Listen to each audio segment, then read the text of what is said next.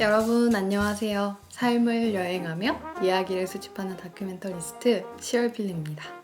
이렇게 저만의 문장으로 소개하는 게 굉장히 오랜만인데 앞으로 삶은 여행이라는 이 시리즈로 나답게 삶을 여행하는 방법을 많이 한번 이야기해보려고 해요. 그래서 오늘 떠나볼 여행은요. 바로 세상에 쓸데없는 배움이 없는 진짜 이유에 대해서 이야기를 해보려고 합니다. 여러분들은 혹시 어떤 걸 배우기 전에 이걸 배울까 말까 또는 사람들에게 이거 배울까 말까? 이렇게 고민하면서 물어봤던 적 있으신가요? 아니면 지난날에 배웠던 거를 그때 그거 괜히 배웠어 하며 후회했던 적 있으신가요? 일단 저의 이야기를 한번 해볼게요. 우선 불교와 내레이션 이 두 키워드가 연관성이 얼마나 있어 보이나요? 저는 사실 전공이 불교학과거든요. 굉장히 특이한 전공이라고도 볼 수가 있는데 제가 이 전공을 선택한 이유는 단지 서울에 있는 대학교가 가고 싶어서였어요. 종교와는 무관하게. 그래서 그때 당시 친구들이나 고3 담임 선생님까지 왜 그 학과를 선택했는지 제게 막 물어보기도 하고 또 제가 입학하고 나서도 불교학과예요 라고 하면 네? 무슨 학과요? 라고 물어보기도 하고 불교학과면 비구니가 되실 건가요? 라는 질문도 정말 수없이 많이 들었습니다. 그런데 저는 불교학과 공부를 하면서 굉장히 만족스럽게 다녔거든요. 철학과 명상을 배울 수 있어서 굉장히 즐겁게 다녔었던 기억이 있는데 이제 졸업한 지는 꽤 많은 시간이 지났어요. 근데 제가 이 불교학과를 또 이렇게 쓸 수 있을지 몰랐는데 제가 내레이터로도 활동을 하고 있잖아요. 그런데 마침 명상 콘텐츠를 만들고 싶다면서 저에게 의뢰를 한 고객분이 계셨어요. 그런데 이 명상 콘텐츠가 명상을 잘 모르는 일반 사람이 했을 때와 명상을 잘 알고 명상을 정말 취미로 하고 있는 사람이 했을 때랑 이 음성 파일을 들었을 때 굉장히 집중도가 많이 달라지거든요. 그래서 그때 당시 그 고객분이 이분이랑 저분이랑 그리고 나랑 지금 비교를 하고 계시다고 솔직하게 말씀해 주셨어요.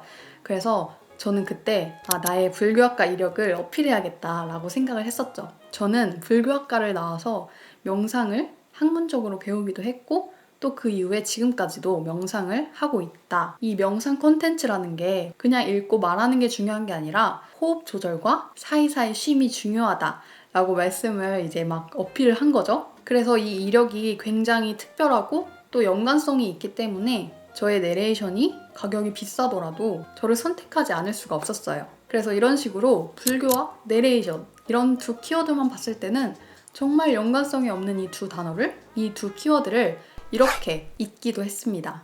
그리고 두 번째, 법학, 대형 면허, 여행사 이 세 가지 키워드는 또 어떤 연관성이 있어 보이나요? 그냥 키워드만 봤을 때는 따로 연관성이 하나도 없어 보이는데요. 저는 대학교에 들어가서 불교학과를 전공을 했지만 복수 전공을 할 생각이었어요. 저는 그때 당시 경찰이 굉장히 멋있어 보여서 그래 나는 경찰이 되겠어 하는 마음으로 법학을 복수 전공해서 경찰 공부를 준비할까 했습니다. 결론적으로는 이 복수 전공마저 광고 홍보학과로 나중에 바꾸게 되었으나 경찰 준비의 가산점 내역을 보니까 대형 면허가 있으면 가산점을 준다고 하는 거예요. 그래서 좋아 이거다 하고 대형 면허를 따게 됐습니다. 그래서 결론적으로는 법학도 복수 전공하다가 그만두고 경찰 시험도 준비할까 하다가 나는 창의적인 사람이야 이러면서 시험 준비를 하지도 않고 이렇게 가산점만 딸 수 있는 그 대형 면허를 따게 된 거예요.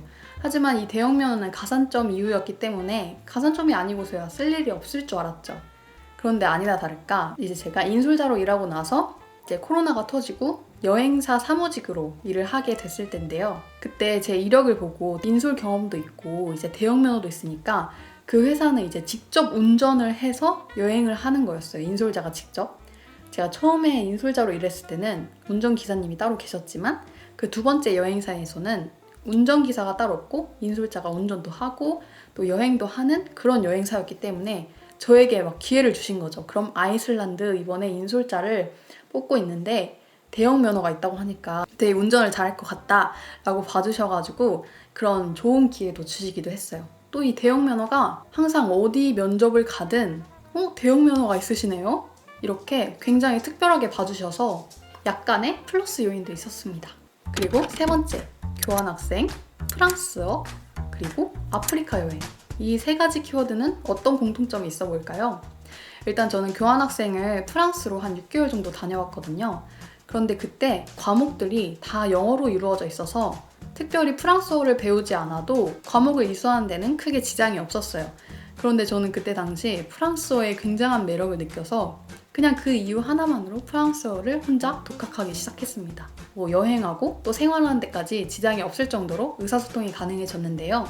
그 이후에 제가 인솔자가 되어서 제가 유럽으로 그리고 또 프랑스로 인솔을 나가게 된 거예요. 그런데 제가 그 6개월 동안 배워둔 생활 프랑스어를 그 여행객들에게 실전 프랑스어를 알려주기도 했었고, 또 나중에 제가 개인적으로 모로코 여행을 했을 때, 모로코는 아프리카 북쪽에 위치한 나라인데요. 예전에 오랜 식민지를 겪어서 이 모로코의 대부분의 사람들이 프랑스어를 구사할 줄 아는 거예요. 근데 가서 프랑스어가 되니까 프랑스어로 막 소통도 하고 또 여행도 더 재미나게 했던 그런 기억이 있었어요. 그래서 이런 여러 가지 저의 경험을 살펴보면 역시 이 세상에 쓸모없는 배움이란 이 세상에 진짜 없구나 라는 걸 느끼게 됐어요. 그래서 저처럼 뭐 대형 면허, 뭐 불교, 그리고 뭐 명상, 그리고 뭐 내레이션 이렇게 하나하나의 점들을 막 찍어 나가다가 보면 이게 언제 연결이 되어서 하나의 멋진 그림으로 탄생할 수도 있다는 거죠.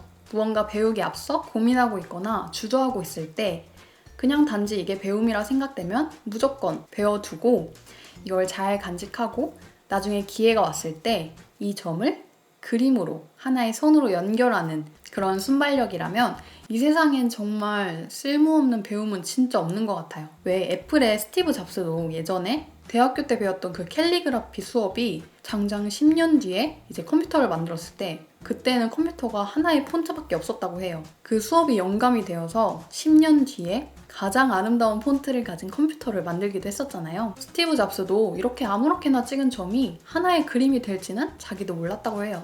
그런데 그 점을 찍고 10년 뒤에 보니까 내가 그려야 할 그림이 너무 선명하게 보였다고 해요. 그래서 여러분들도 혹시 망설이거나 주저하는 그런 점들이 있다면 일단 찍고 뭐 1년 뒤든 10년 뒤든 그게 하나의 그림이 될 때까지 잘 간직하셨으면 좋겠습니다. 그럼 오늘도 여러분답게 인생을 여행하듯 살아가시길 바래요. 그럼 저는 또 다음 영상으로 찾아오도록 할게요.